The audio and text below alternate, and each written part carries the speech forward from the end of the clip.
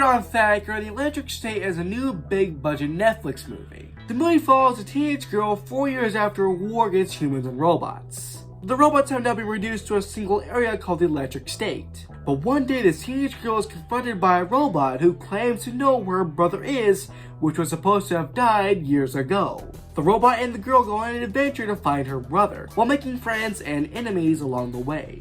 This one has been in the news recently, and not for the best of reasons, as this straight-to-Netflix movie has a budget of $320 million, which is the most expensive Netflix film, but it's also the 13th most expensive film ever made. Straight for Netflix. Now, this is nothing new. Netflix does this a lot for some reason. They make like 3 or 5 $200 million movies a year just for Netflix. And currently it has a 13% on Rotten Tomatoes. So now we've seen the Electric Sate. I don't think it deserves to be that low, but not much higher. It's fine. I think there are a handful of things that made this not just straight up bad. This is one of those movies that I like more than it actually exists than the movie itself.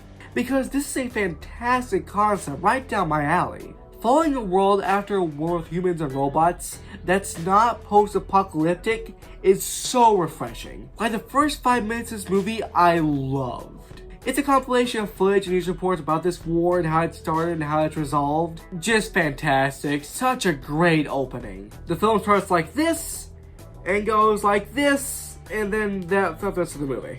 Not terrible, but nothing good. For one, the computer effects in this movie look amazing. A lot of movies don't have great computer effects nowadays, but this looks like it's from the mid-2010s, when computer effects were at their peak. I wish this would be released in theaters, just so I can see these effects on the big screen. And this movie is written and directed by people who have written and directed multiple MCU movies. And they are some of the best MCU movies. So it's interesting how they went from those to this.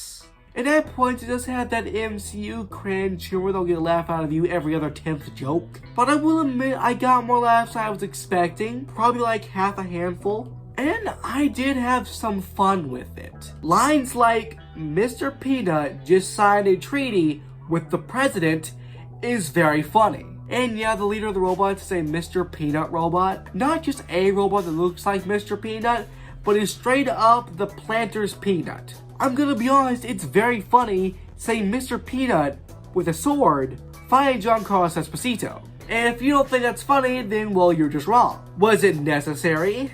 No, definitely not. But was it so ridiculous I just had to laugh? Yeah.